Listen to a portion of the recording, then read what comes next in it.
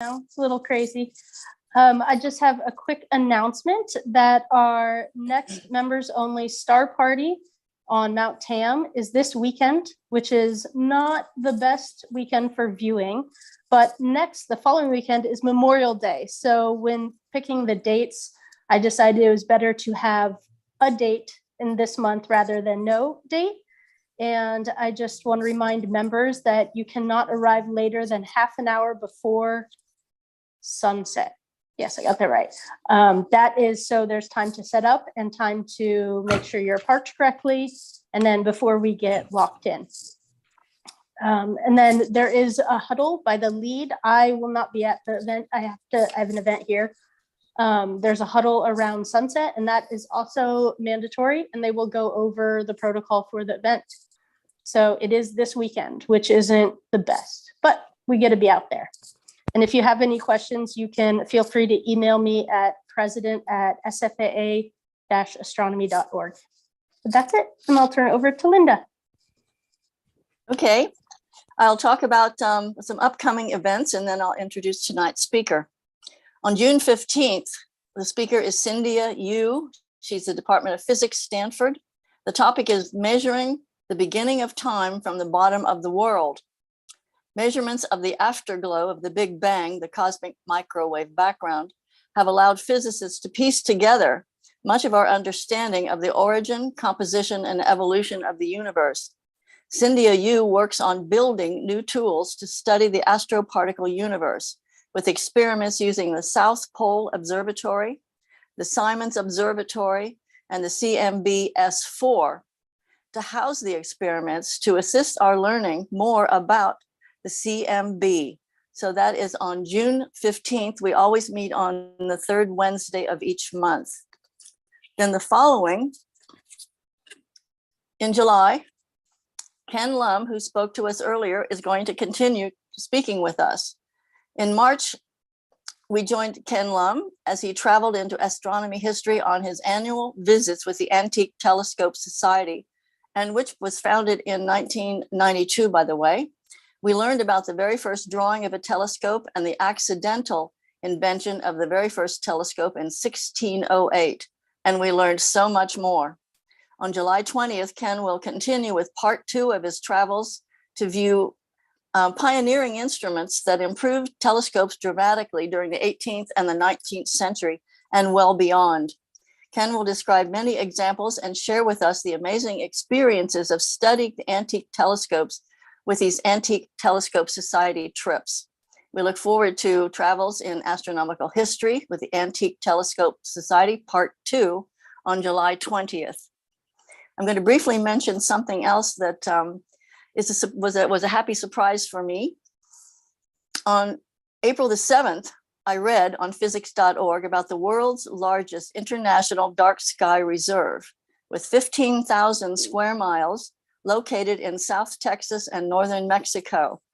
I contacted the International Dark Sky Society in Tucson, and I asked if someone could speak to us on this topic and about the International Dark Sky Association's participation in this historic project. And SFAA has a link to this physics.org article did you say you found it, Jay? You found that link? Yes, it's at the bottom of the SFAA homepage. Okay, so it includes a map, which you can see, and also several information about this project that is being done. And also San Francisco Amateur Astronomers is a member of the International Dark Sky Association. The lecture will be on August 17th, and we will hear from Stephen Hummel with the University of Texas Austin's McDonald Observatory. Also speaking will be Amber Harrison with the International Dark Sky Association coming from Tucson. There have been very few talks over the years on the International Dark Sky Association in the Bay Area. But SFAA is going to reach out to the AANC, which is the Astronomical Association of Northern California, which has other groups like ours, to suggest that they join us on Zoom on August the 17th when the moon is bright enough that most observers will not be looking through their telescopes that Wednesday night. And hopefully they will be able to join us and hear this talk that I think is going to be extremely interesting and and maybe change some things in the world. So that's on August the 17th. And we'll have the abstract and bio on the website in the next day or two. But I think it might be interesting for you to go and just read the background of this project as soon as you can. Tonight, we're happy to welcome Dr. Bruce Mcintosh. He's a professor of physics at Stanford University. His research focuses on the study of extrasolar planets using direct imaging and adaptive optics. He's the principal investigator of the Gemini Planet Imager, an advanced adaptive optics planet finder for the Gemini South Telescope. He co-led the team that took the first ever images of a system of extrasolar planets, for which he was awarded the Newcomb-Cleveland Prize by the American Association for the Advancement of Science. He also leads the science investigation team for the Chronograph instrument, which is going to be on the forthcoming Nancy Grace Roman telescope.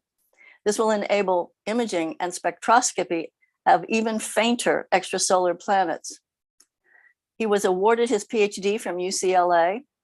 He went on to Lawrence Livermore National Laboratory, first as a postdoctoral researcher, then as a staff physicist. He helped found the National Science Foundation Center for Adaptive Optics, and he served as an associate director. In 2014, he joined the faculty of Stanford and is now the deputy director of KIPAC, which is the Kavli Institute of Particle Astrophysics and Cosmology. Bruce has contributed extensively to the astronomical community and is now serving on the steering committee for the 2020 Astronomy and Astrophysics Decadal Survey. We will learn about the current and future of imaging extrasolar planets, and we're so pleased that Bruce Mcintosh is with us tonight. We look forward to your talk. Thank you very much for the nice introduction, and thank you for the opportunity to do this talk. So let me do the screen share thing, see if it behaves. I realize I need to update my bio sources because the Astronomy 2020 Decadal Survey is, thank God, over. Admittedly, it took us until finished in late 2021 because pandemic, but done now. And I may actually say a little bit about some of the outcomes of the survey at the end. But most of what I'll be talking about is this process of imaging extrasolar planets, and probably had talks on other approaches to studying extrasolar planets. I'll say a little bit about more conventional methods, and then a lot about how we do imaging, both with the instruments we have now and how we'll do it in the future. But I always like to start with some gratuitous history. So, this question of the uniqueness of planets and of our planet in particular is something that have been on the minds of philosophers and scientists for a very long time. This is one of my favorite early quotes on the matter, that the idea of whether there are many worlds, and in his perception, undoubtedly it was many Earths, or just a single Earth, is one of the most noble and exalted questions in the study of nature.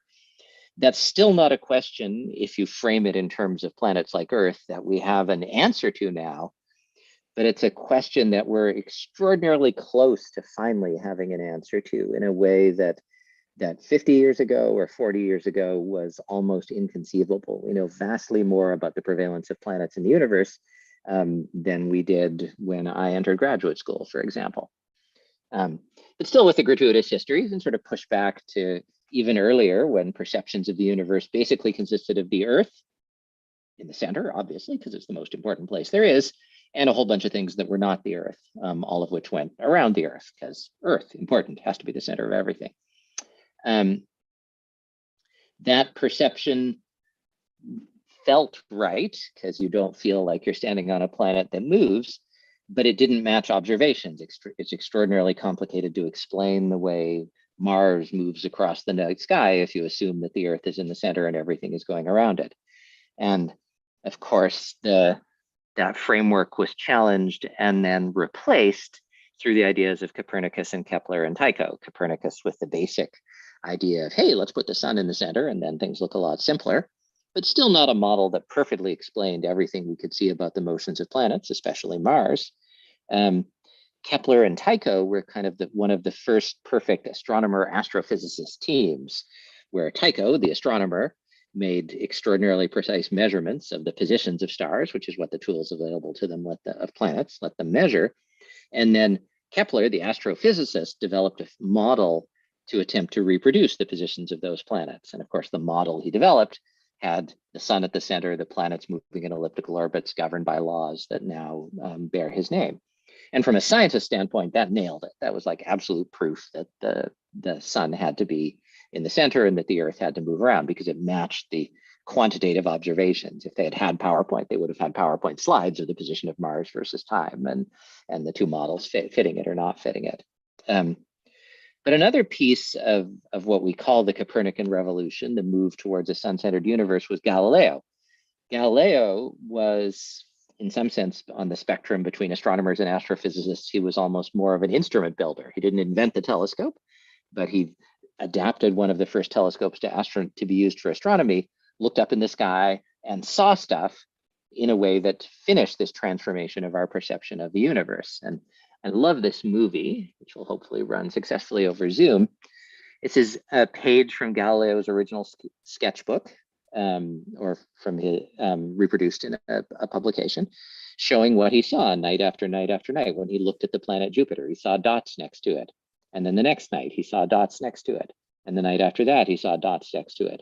And he rapidly realized he was not seeing stars, he was seeing independent bodies that were orbiting around Jupiter, the ones we now call the Galilean Satellites. And this realization showed that you could orbit something other than the sun, and showed it in a visually compelling way. You can look through a telescope, and I'm sure all of you have, and see these satellites moving night after night yourself and realize that no, the Earth is not the center of the universe. You can orbit other things.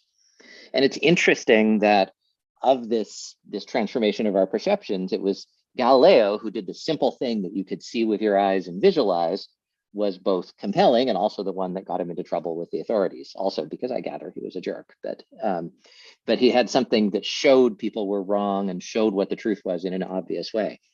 And it's a bad sign when scientists compare themselves to Galileo, so I'm not doing that. But there's something compelling about actually looking at an image and seeing objects orbit around another, distinct from what you see on a graph. And what I'm going to talk about is how we can produce those images of other planetary systems. So when all this went down, our solar system had 6 planets, counting the Earth. Not long afterwards, we picked up another 3, and then one of them got reclassified. So now we're down to 8.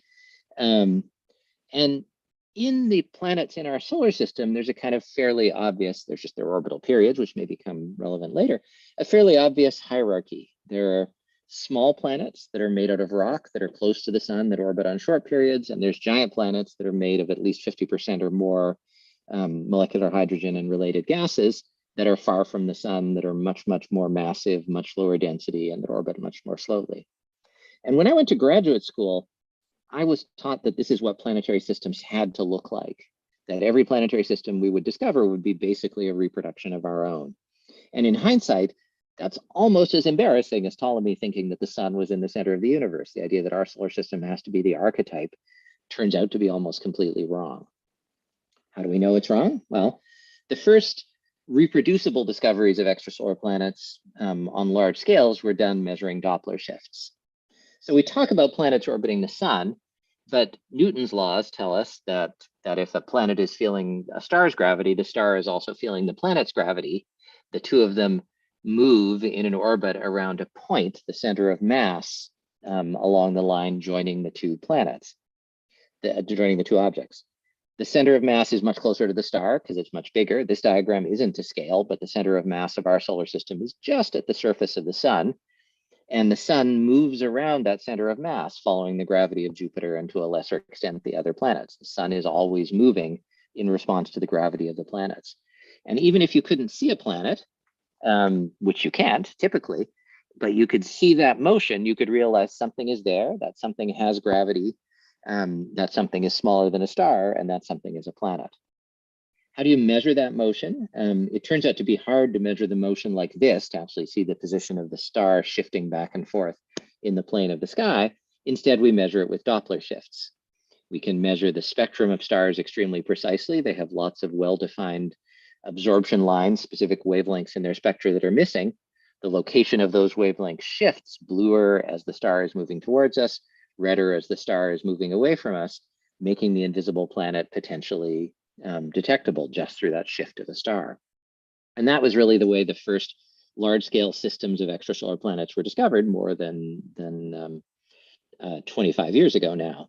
And when they were discovered, it was another kind of transformational moment. Planets were common in other solar systems.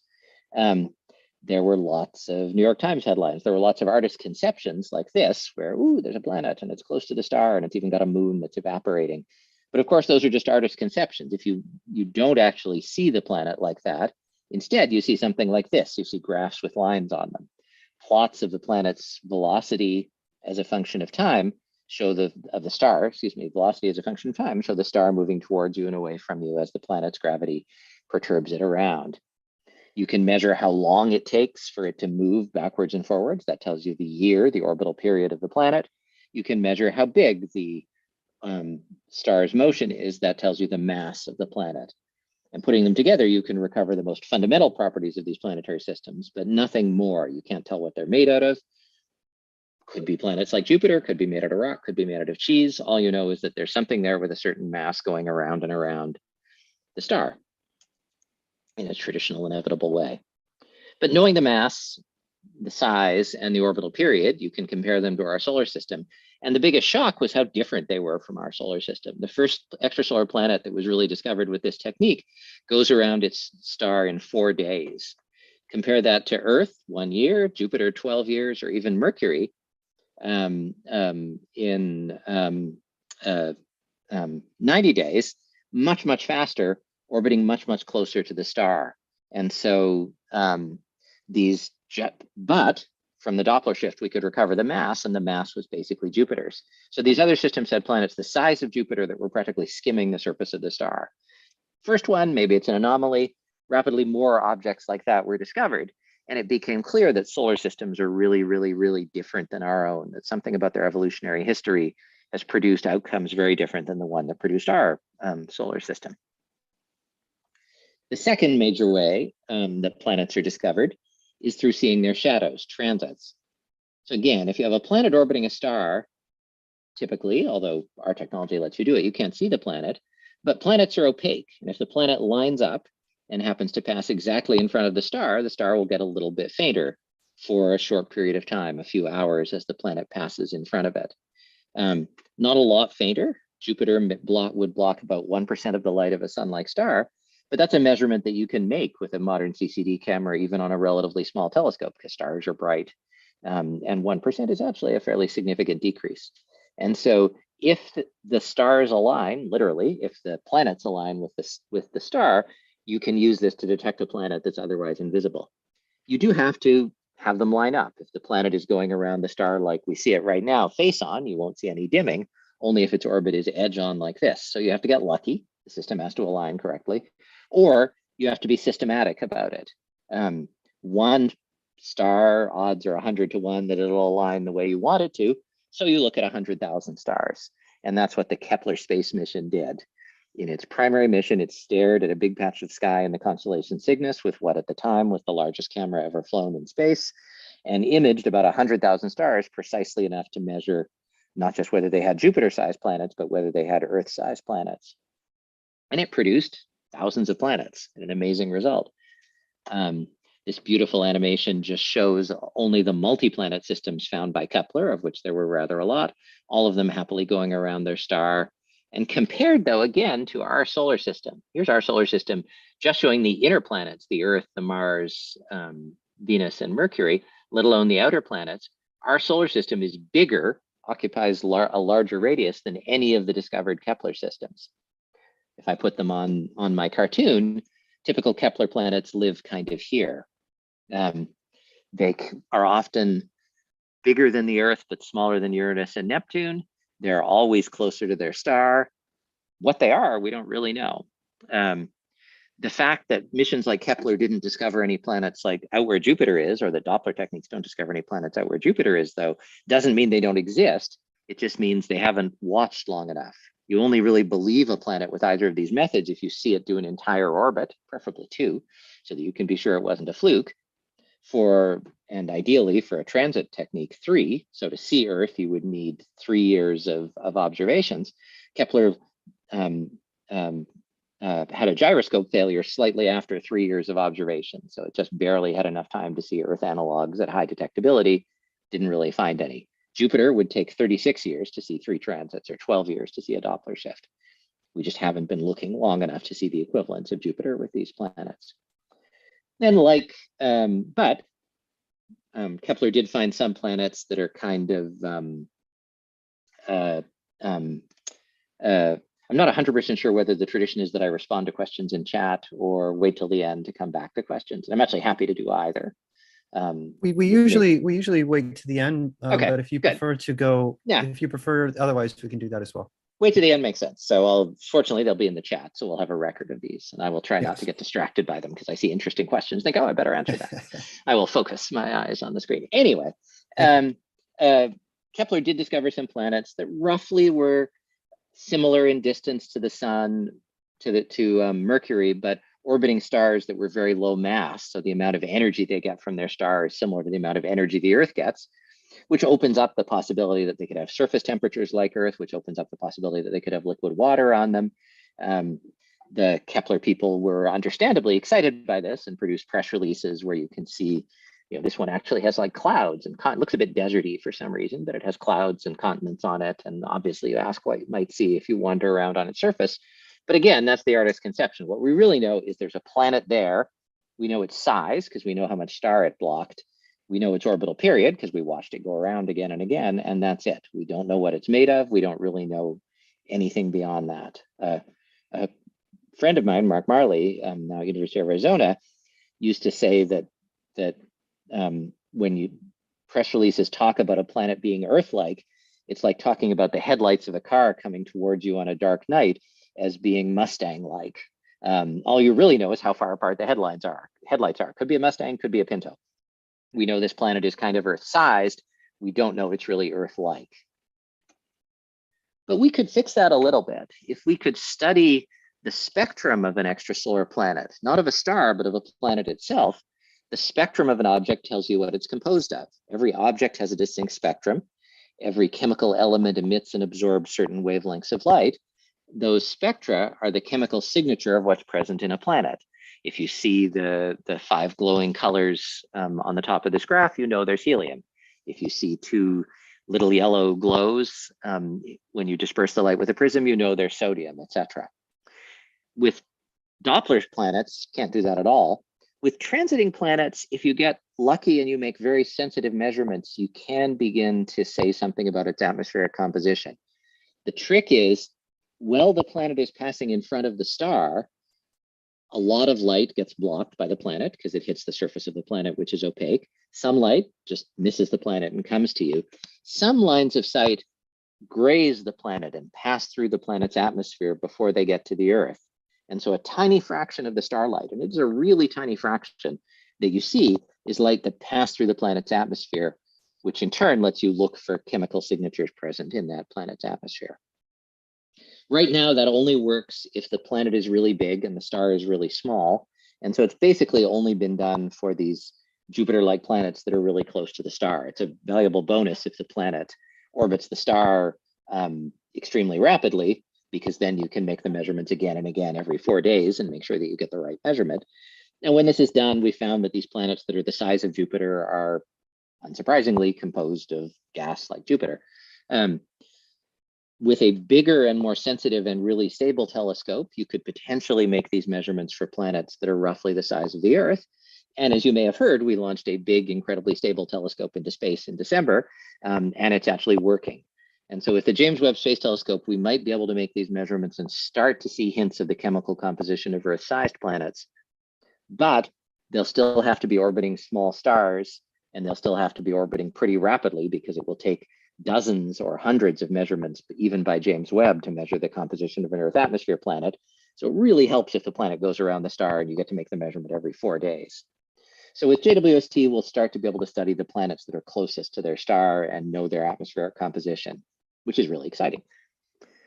The third way you can study extrasolar planets, and maybe the best way to learn their composition, is to actually make a picture of them. So The metaphor that I'm obliged by astronomer law to use is that it's like you're looking at a lighthouse and you're trying to see a firefly next to it. And that's about the right ratio for the planets that our group has discovered. They're about 1 million times fainter than their parent sun. Looking for an Earth next to a star is actually like looking for a bioluminescent piece of algae next to a lighthouse from hundreds of miles away. Really hard. It's exceptionally hard if you're working with telescopes on the Earth's surface. The first problem is that the Earth's atmosphere, as most of you as astronomers know, is moving all the time and blurs images. So where a star should be a single sharp dot, like the image on the left, let me actually put this into laser pointer mode, just to make things more visible. When you actually look at a star through your telescope, if you have a fast enough camera and enough magnification, you see swimming, dancing images because of seeing big and blurry and blobby so that you can never see a planet close to that. Or if you look at Neptune, even from a really good site with a good camera, you can kind of tell that Neptune is round and not much else. The technology that allows us to overcome that is called adaptive optics. So an adaptive optics system is something you retrofit, you put after the conventional optics of a telescope, focus and collimate the light, and then put it on a deformable mirror, a thin glass mirror about 1 millimeter thick with piezoelectric actuators that can bend and deform it 1,000 times a second. And then you have some kind of sensor that measures the distorted shape of light after it's been corrected by the mirror, preferably, and a computer that will feed those signals back to the deformable mirror so it will take on the right shape to cancel whatever distortions the atmosphere has induced. And then because you don't just care about canceling distortions, but you want a picture, you send some of the light down to a science camera or a spectrograph.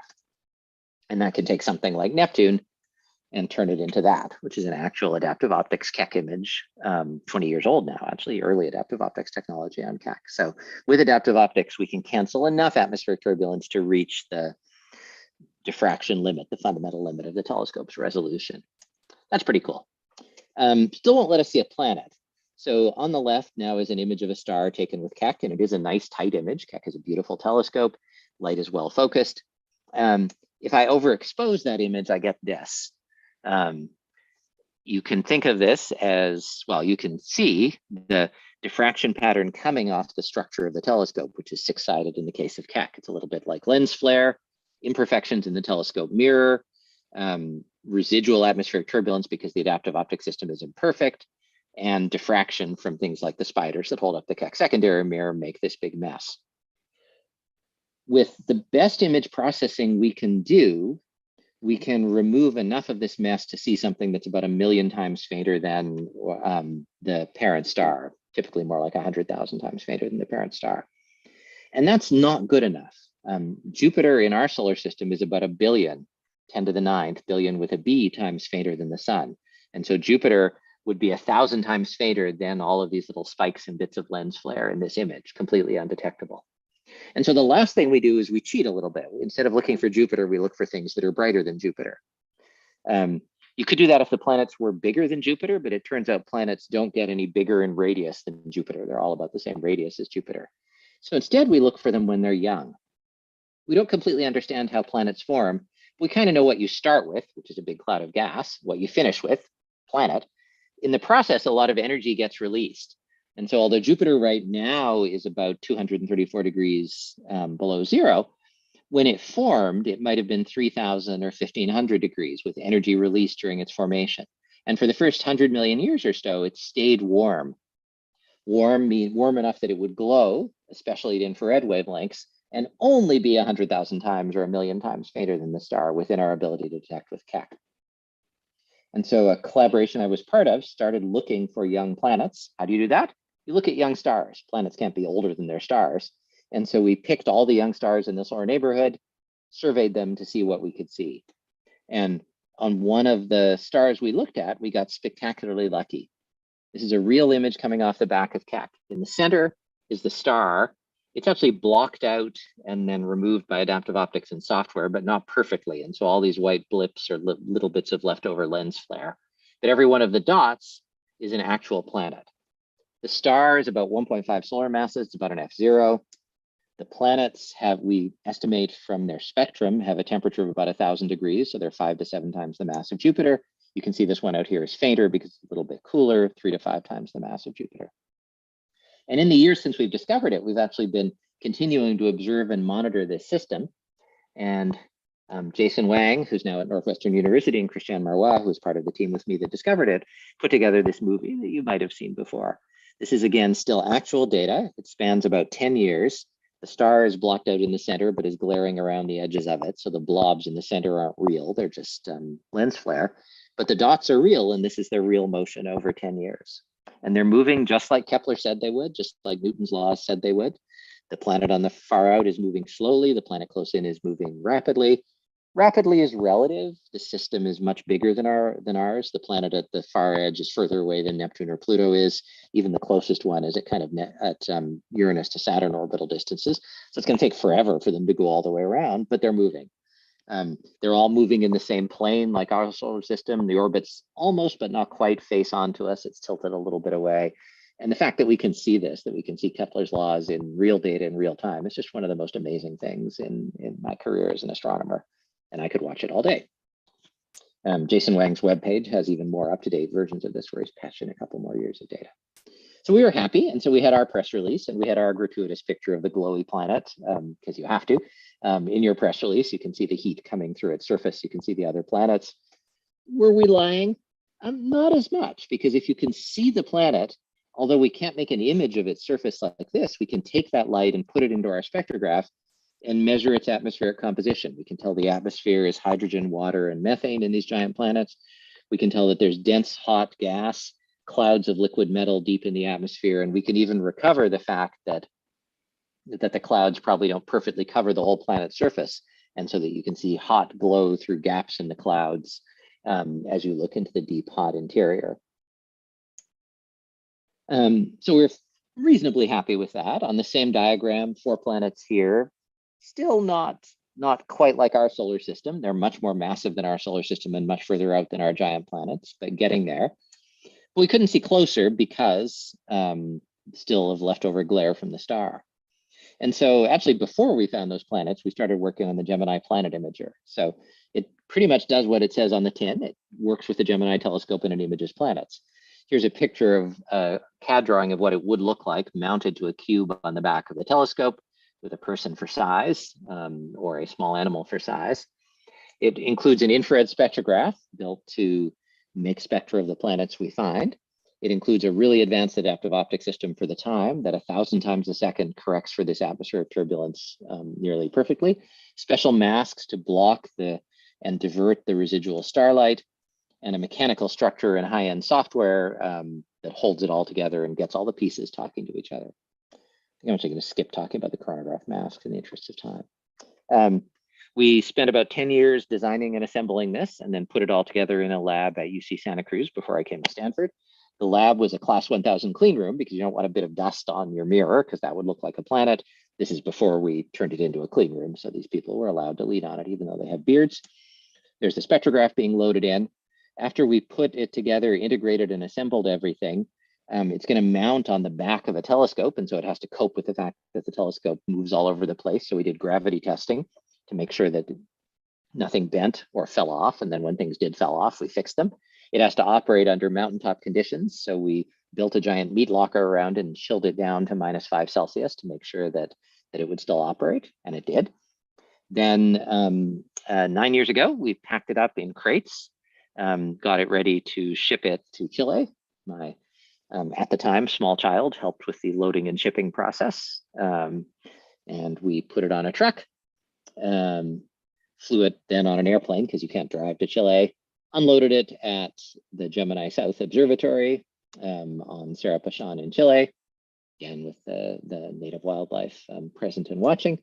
And then I flew down to be reunited with it and make sure that it was still successful and operational.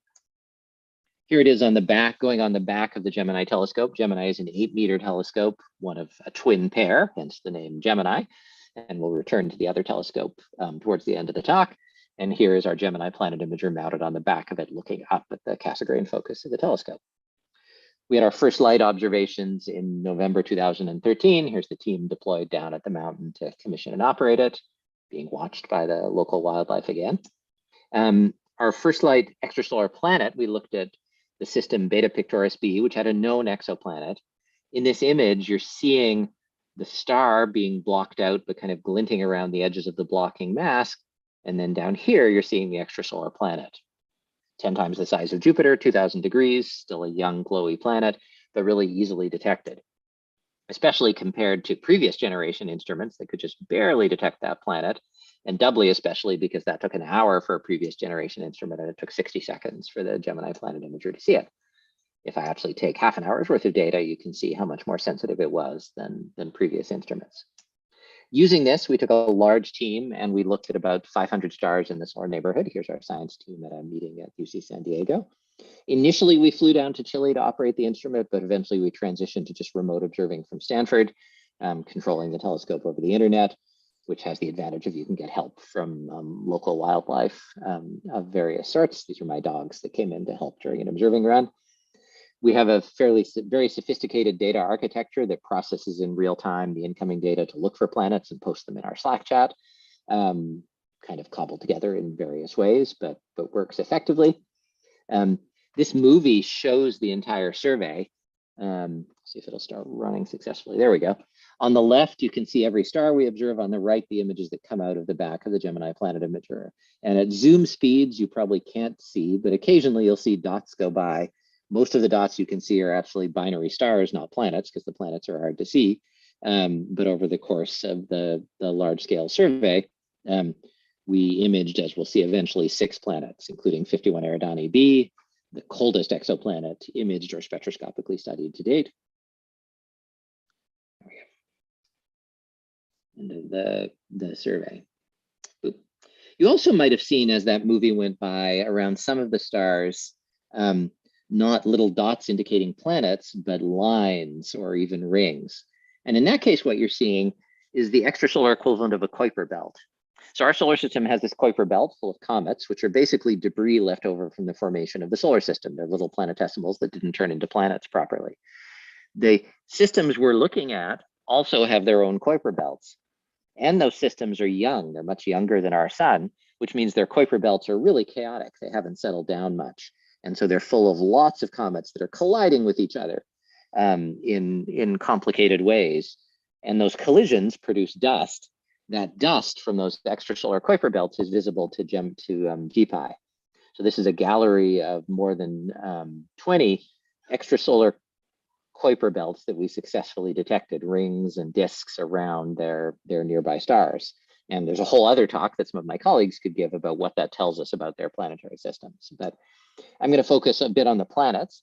So we had models that predicted we would find maybe 30 planets, and we actually saw 6, several of which were previously known, but we're allowed to count them because we picked our targets blind, not knowing whether the computer program that picked them didn't know whether they had planets or not, ranging from about 2 Jupiter masses to 13 Jupiter masses.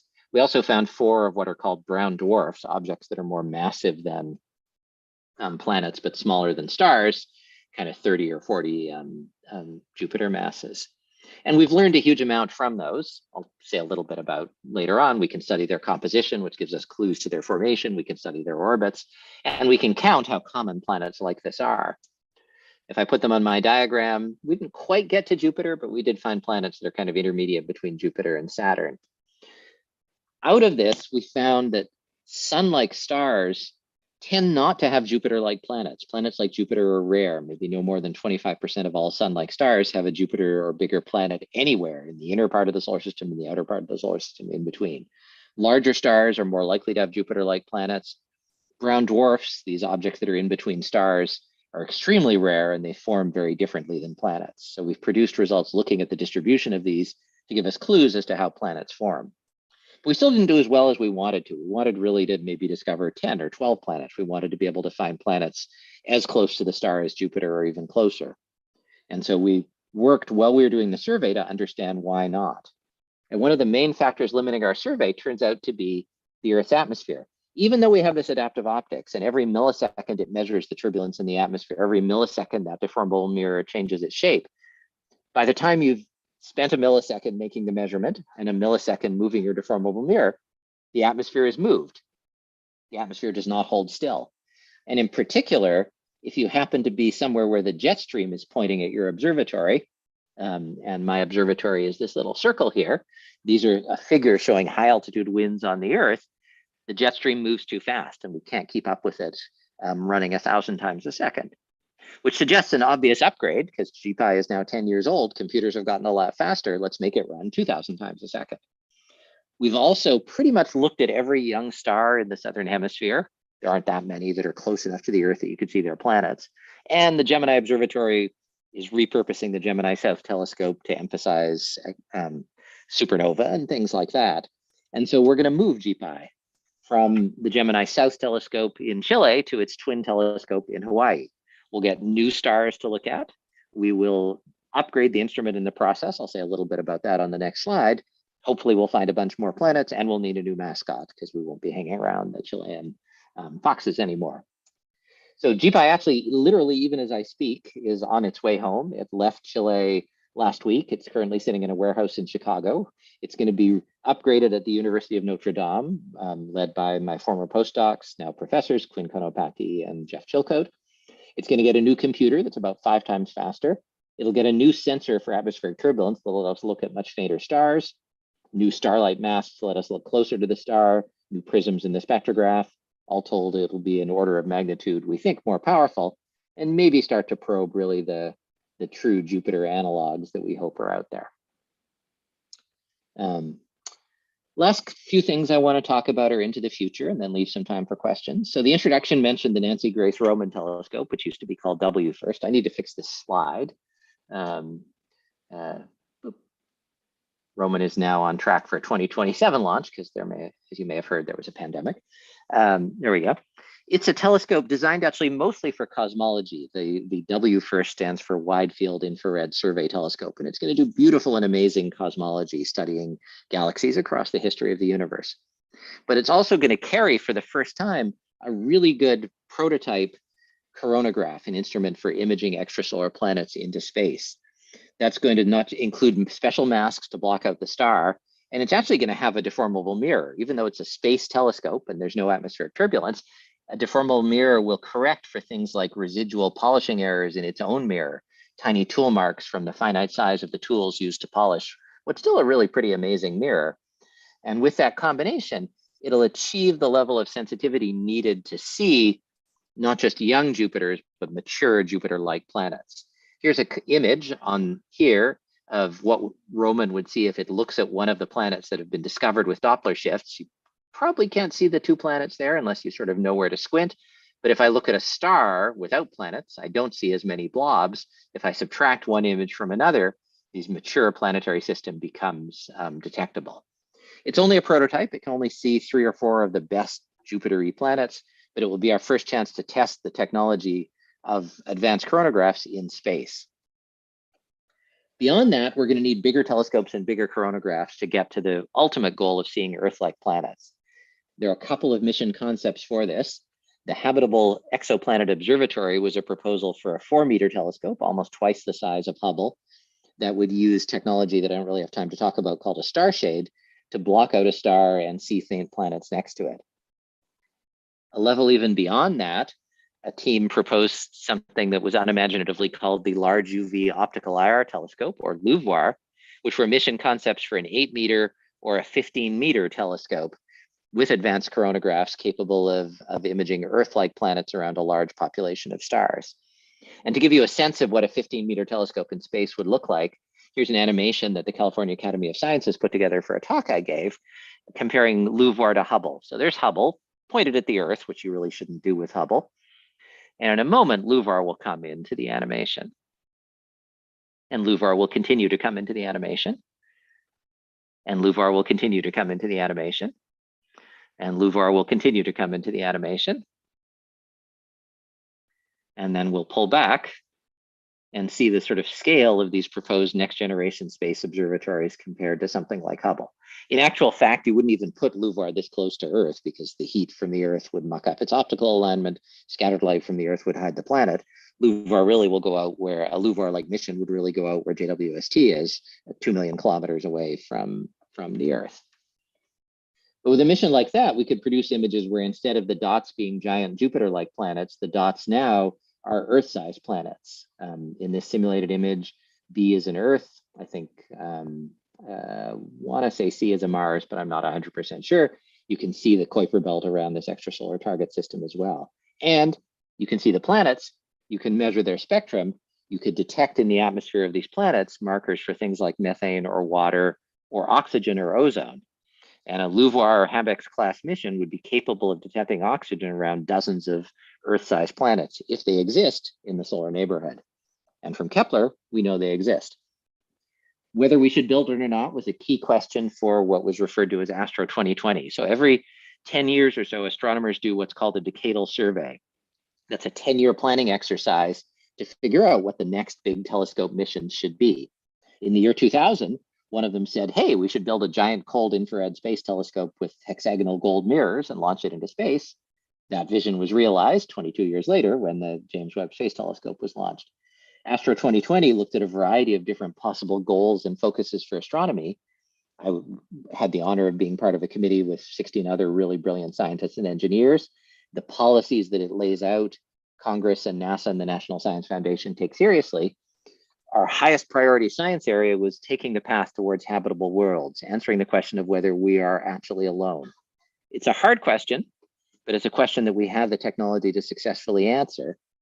And our highest priority recommendation for a mission was that we should launch a mission, roughly a 6-meter telescope that could search for about 25 habitable zone planets and see whether they have biosignatures, oxygen, and so on in their atmosphere.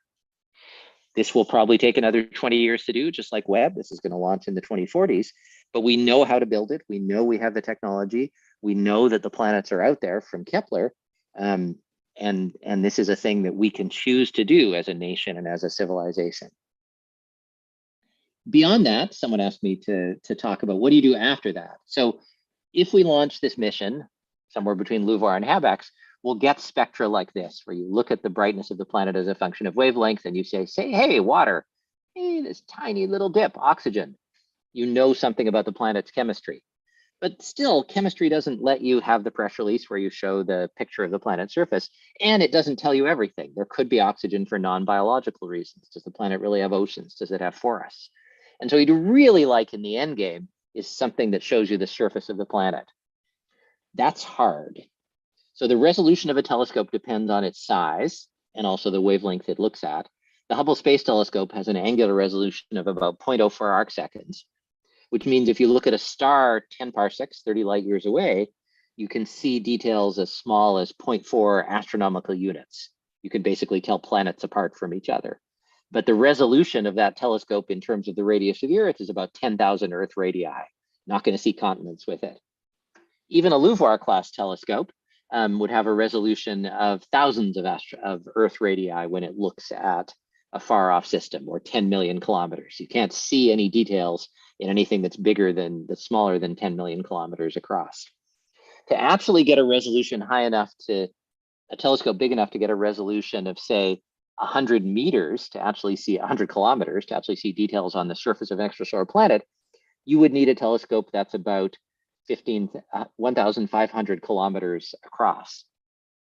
That's hard to build. Even Congress is not going to give us enough money to build a telescope that's 1,000 kilometers across.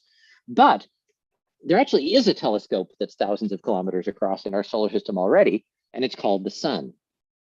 Is the sun a telescope, you ask? Well, the sun has gravity, and gravity bends light in a process called gravitational lensing.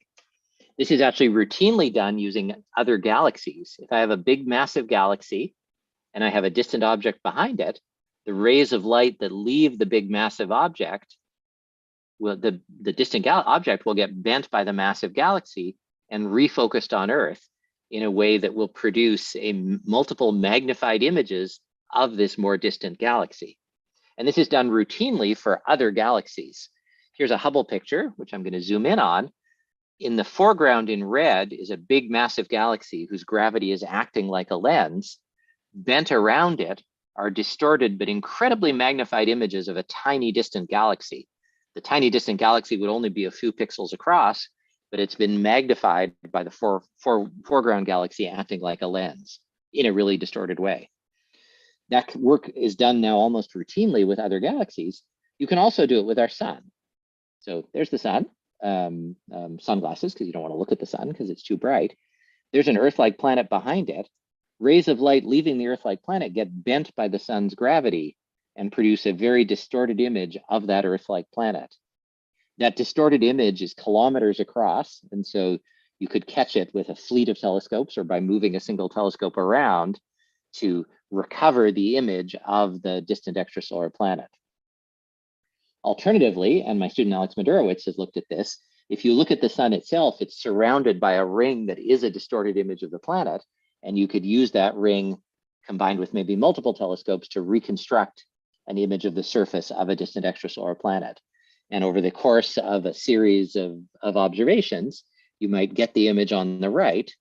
Not stunning, not going to win any awards, but you can actually see that there's green stuff there. There's continents, there's oceans, there's clouds as the planet rotates around and around. So in principle, you could get your telescope that's thousands of miles across by using the sun, which is thousands of miles across, and its gravity. The tricky bit is that this sun telescope has a focal length of about 600 to 1,000 astronomical units. So the place where it's making an image is, roughly speaking, 10 times further away than to 100 to 20 times further away than any spacecraft we've ever sent outside the solar system. So there's some engineering challenges to take full advantage of this, but engineering challenges are solvable. Rockets are getting better, propulsion is getting faster. And so we could, on a 50-year time scale, send a telescope out to that solar gravitational lens and make an image. Don't want to do it until you know what it's going to look at. You can only ever look at one planet with this telescope. So we'll let LUVOIR find them, and then maybe we'll think about sending the solar gravitational lens out to map them out. 100 years out, but it's possible that we'll get images that finally the press releases won't be lying and we'll actually see pictures of continents and stuff on the extrasolar planets. So I will stop there. I tried to leave myself time for questions, and I have to leave fairly sharply at 8 because of child going to sleep and things like that. But I'm very glad to have had the chance to talk to all of you. Wonderful, thank you. Excuse me. Well, thanks very much. And I will go to the chat for questions. And let's see, where did we leave off? John Birch wrote, as I understand it, our planets are migrating toward the sun. Could the planetary profile distribution be an artifact of the age distribution of the mere 4,000 we have seen so far? The planets in our solar system are migrating. I wouldn't actually swear they're all migrating towards or away from the sun, but it's extremely slowly. And we actually think our solar system will retain its current configuration for at least 1 billion years before the migration produces a significant displacement. Our system is basically stable. But it is an interesting and important point about young solar systems. There's lots of evidence that in the first 10 million years, the planets migrated all over the place. There's even models in which there were 5 giant planets instead of 4. Their migration produced the Kuiper Belt that we see now, undoubtedly produced a lot of chaos. There's some secondary evidence that it hurled a bunch of asteroids and comets into the Earth. And so undoubtedly solar systems evolved, but they probably only evolve in their first 100 million years or so, and then they kind of settle down into middle age and don't have any strange behaviors. There may be the occasional planetary midlife crisis, but most of them just sort of stay where we put them. That's comforting to know. Yeah. Let's see. Brianna asks, what is your favorite thing about planetary imaging? And is there one thing you might change?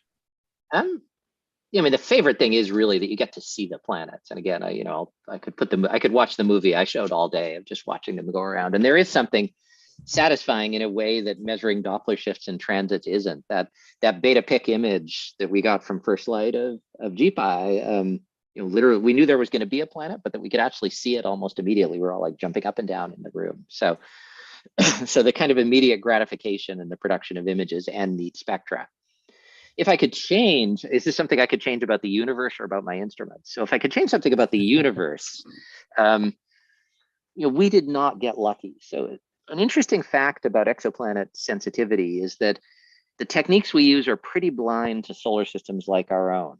Kepler was an incredible mission, but if every star out there had a solar system just like our own, Kepler would have found 3 planets, because Mercury and Venus would have been too small for Kepler to see, Mars and outward are in too long periods for Kepler to see, and even Earth is right on the edge of their sensitivity. The only way Kepler can see planets is if they're closer to the sun, preferably than Mercury, and they're a little bit bigger than the Earth. And when they conceived of Kepler, no one knew if those planets existed. They turn out to be incredibly common. Planets, inner systems very different than our own, with medium-sized planets close to the star, there are zillions of them. Equally, the Gemini Planet Imager cannot see solar systems like our own. Jupiter is too close to the star and a little bit too faint. We need a planet to be 3 times the mass of Jupiter and 3 times further away. The universe made none of those, or well, 6. And so it is frustrating that the way in which solar systems are different than our own is a way that made them really easy for Kepler to see and really hard for us to see. But, you know, that's science. The fact that we didn't see these tells us something about the universe. So if I got to remake the universe, I'd put more Jupiters out at kind of Uranus orbits, but excuse me, don't get to. If I got to rebuild the instrument, I'd do what I'm doing, actually. We're rebuilding it so we can look at fainter stars. And we're doing that because we want to look at even younger stars. Typical GPI stars are like 10 or 30 million years old. That's after planets have already formed. Next, we'd like to look at planets when they are forming, when the star is only 2 million years old. 2 million year old stars are far away from the Earth, and so they were too faint for GPI to look at. And so we're rebuilding it to look at fainter stars. And we're rebuilding it to look closer to the star with this faster adaptive optic system. And turns out Hawaii is a better mountain than Chile too. So that's kind of what I'm changing in for the next generation. Fascinating. I see a hand up from Tom. Go ahead, please. Yeah, if you got time, I'm just thinking, is it possible to test the technology of the gravitational lens effect with nearby stars so that you could look at Sirius or some nearby star and use that technology of blocking out the star image and seeing if you happen to see a planet that might be behind it? For the nearby stars, you'd have to get incredibly lucky for another star system to line up behind it. And it basically, the odds are so close to 0 that we haven't even tried. People do actually use this to detect other planets, though, so that we at least know that the physics works. If 2 stars did happen to line up with each other and one of them had a planet, you would see the distant star get a little bit brighter for a few seconds because of the, let's see, say this very precisely. If I have stars lined up like this and the one that's the lens has a planet orbiting it, it makes it not a perfect lens. And so it produces a weird image of the star behind it. And we can actually measure that. We measure it by watching how the star behind it gets brighter and fainter as the system moves in front of it. You have to get really lucky. The 2 stars have to line up almost exactly. So you have to look at 1 million stars for 5 years. But that's actually going to be one of the missions of Roman. People are already doing this with ground-based telescopes. Roman is going to do that as part of its mission. It's going to look at about 1 million stars every 5 minutes for a few months every year and test this gravitational lensing. Yeah, microlensing basically is what I'm explaining. So it's done both for rogue planets. It's a way you can see free-floating planets, and you can also see planets orbiting other stars. What we want to do, which is different, is magnification and actually see an image. For the microlensing systems, that doesn't work because they're too far away. And yeah, it'd be great if there was one behind Sirius, but we're probably not going to get lucky. And Oliver is asking, would we see biosignatures? Yeah, we're hoping even with LUVAR class missions, we can see biosignatures like methane and oxygen. With the gravitational lens, not only could you see them, you could map them across the planet's surface and say, oh, there's more methane here, or maybe even look for surface features like chlorophyll. So we'd be able to measure the spectrum exquisitely with the gravitational lens. We have a question in the chat from AC asking, as the Event Horizon Telescope harnessed many diverse radio telescopes to visualize the black holes, could a similar technology be used to use light telescopes in visualizing terrestrial exoplanets? Right now, the good thing about radio waves is that you can record them. You can record radio signals. You do it on your radio all the time. With sufficiently fast computers, you can perfectly record a radio signal. And so you can do that at all of your telescopes and then bring those recorded signals together after the fact and compare them to reconstruct the images that the Event Horizon Telescope produced. It was hard. They had the suitcases full of hard drives to do this and huge computers, but they could do it. We cannot record visible light signals. We can't record the phase information, the full coherent information of a visible light signal, and we probably never will be. There's laws of physics that make it challenging. And so if you want to combine two optical telescopes, you actually have to send the light from one telescope to another in real time as you're making the observations. And so right now, that means the telescopes have to be on the same mountain. And even then, you have complicated pipes to combine the light from the multiple telescopes together to do it. So we can only do that right now for telescopes that are thousands of meters, hundreds of meters apart, not thousands of kilometers apart. And so that doesn't get us the resolution we need.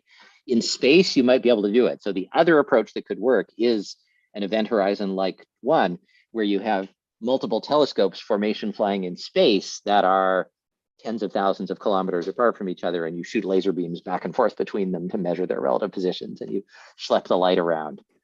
Pretty hard. It's not utterly impossible. So that's the other doesn't break the laws of physics way that you could maybe do the visualization, the mapping of exoplanet surfaces. Fantastic. Oh, let's see. I think AC had a follow-up question. Isn't this done routinely in microlensing observations of rogue planets? I was kind of trying to answer that in parallel. Oh, okay. I think they were responding to my comment about lensing of distant combinations of stars. And yeah, it is done routinely and called microlensing. It doesn't produce images, but it tells you that there are planets there. And it looks like we also had an earlier question from John Birch asking, what about piezo luminescent pavements? And I don't know if that was in regards to... I think that was before I was online. Yeah. Maybe that was for the light pollution or something like that. So, yeah, the dark skies issue we were yeah, discussing. I have no opinion about piezoluminescent pavement at this time. Fair enough. Well, I probably need to wrap up, unfortunately. It's quite understandable. But yeah, pleasure talking to everybody. I'm happy to respond to follow-up questions in email. And thank you all again for the invitation. Wonderful. I think Linda's trying to speak, but you're on mute still, Linda.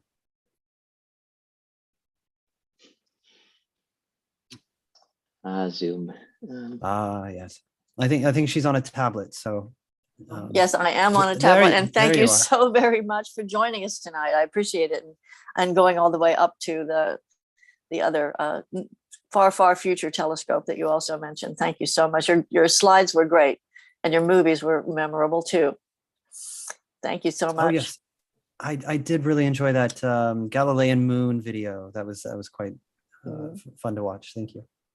You're welcome. I stole it from some planetarium in Italy's website. The credit was on the slide, but it's a lovely. Yeah, I just love the visualization. So, and thank you.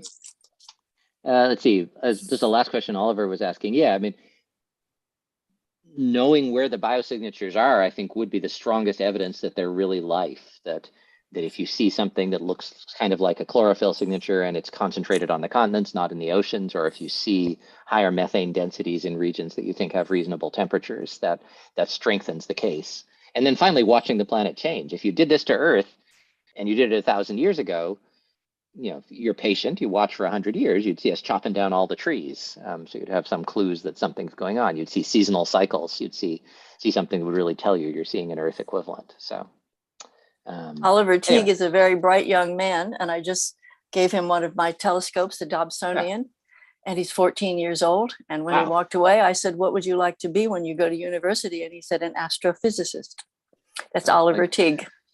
Happy to have a follow-up conversation. If you're curious about astrophysicist paths or something, send me an email. So, all right. Wonderful. Well, thanks you again. all. Thanks very much. Thank you. Thanks everyone for attending. Bye. Good night.